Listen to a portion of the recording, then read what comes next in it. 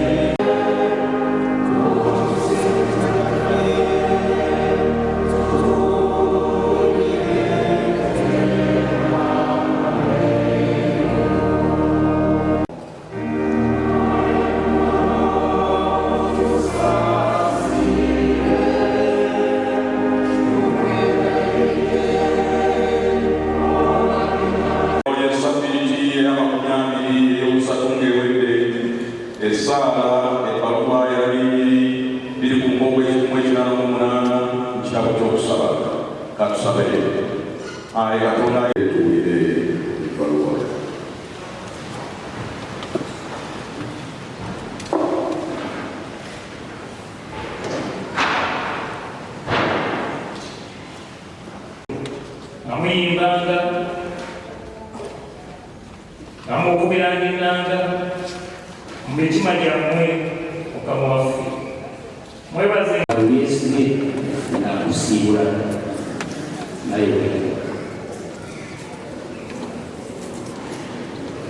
waye kaage nakuyimbira Zaburi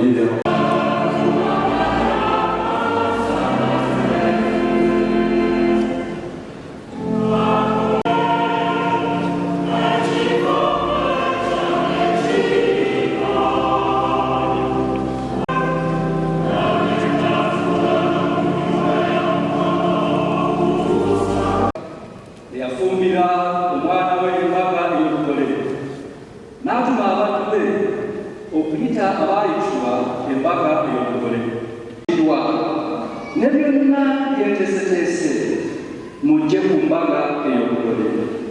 naye bwaba ababi n'abalungi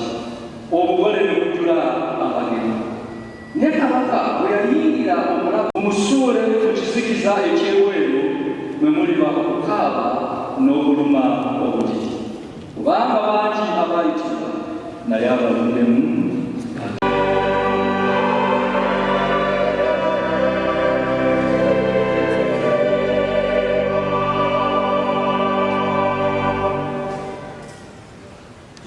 okuteekateeka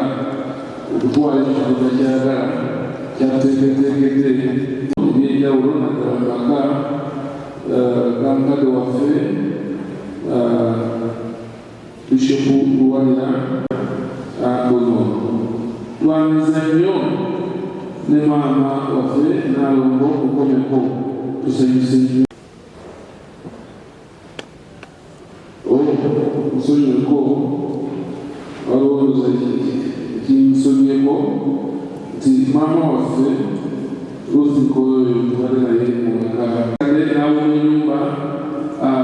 otulagidde ddala oluganda lwenyini ate n'okubeera maama muzadde okujja okuzzaamu amaanyi maama waffe watalize wakati muffe owekitiibwa Patrick Bakamugomule omukubiriza olukiiko lwa Buganda n'ekibiina wano tulagala kubaliriza nti okuva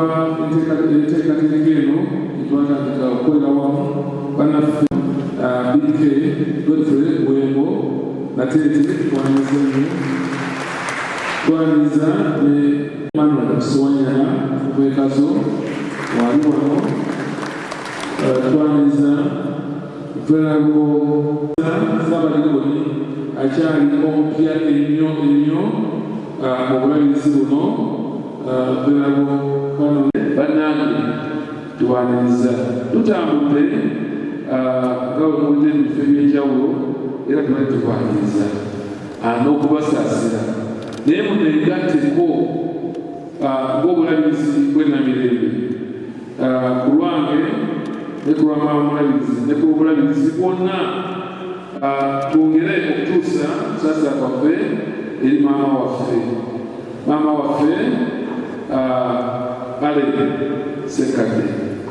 era n'ab'omu nnyumba abaana bazzukulu b'oluganda n'ab'emikwano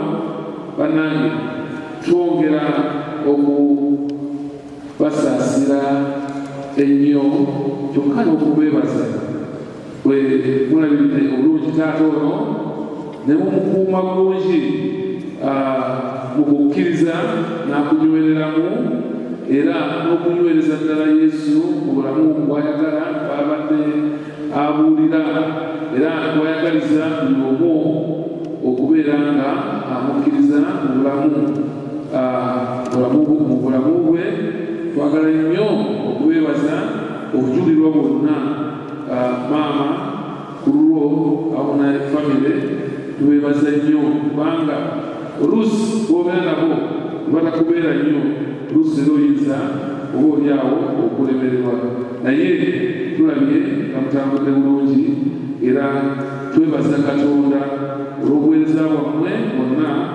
mubadde nga mubeera taata ono ng'akola emirimu gye okuyitibwa kwe nga bwe yatandika olugendo lwe ebibuuzo eby'amaanyi okulabira ddala nga bitiddwa era byakubategeeza nti ebibuuzo byali bikakali Katonda yambeera n'ebiyita ate ng'agala beetegeezezza bwebadde entebe ye yateekawo ng'omukadde ng'omutiko kanisa n'okunjawula ng'omukadde w'ekkanisa 96 n'ateekawo omutiko ate 98 n'anjawula ng'omukadde w'ekkanisa ate era ng'ennaku z'omwezi 21 April ziyinza kulerabira mwaka gwa Mukama waffe 2021 n'atugatta munnange Reverend Canon Professor Olivia Nasakabanja wano enabinebiri n'olwekyo maama twagala nnyo okwebaza obuweereza obwo bwebutulese ate mututuusa kakano wenu ng'omulabirizi obulabirizi buno bwenamirembe ow'omukaaga manyi nti mpise mu mikono gyammwe era mbadde eyo ekibadde entebe nembaga nti yatuyigiriza lwotemuwedde okubeera omuweereza mu kanisa ate era n'okunyweza n'okuwulira abantu Kristo kyokka ate era n'okukuuma Anglican nga bwena okubeera mu kanisa nfubye era nfuba era bwe nabanga alikukiriza bulungi agamba nyweza Anglican yaffe mu kanisa kyabadde ayagala nnyo kulaba nga tuyitambuza bulungi twagala nnyo okumwebaza era njagala nnyo okwebaza abooluganda abalokoleyo abasulufu bwe muzze obungi nemwaniriza mwekikwambade waffe wano kale mwebale nnyo mwebalira n'okutendereza okw'amaanyi okulaga obuwanguzi bwe tuwerekera muwanguzi yawangudde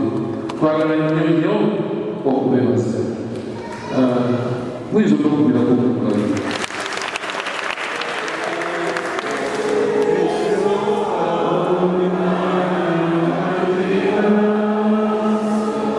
n'olwekyo okulaba natambula mu ngeri eyo kimbatambudde mumanye kyembijja kubanga yembeeta wange mu bintu bingi sebo wamishudu bweba nawe twagala nnyo okubeebaza njagala nnyo okubategeeza nti mukale waffe yateekateeka bulungi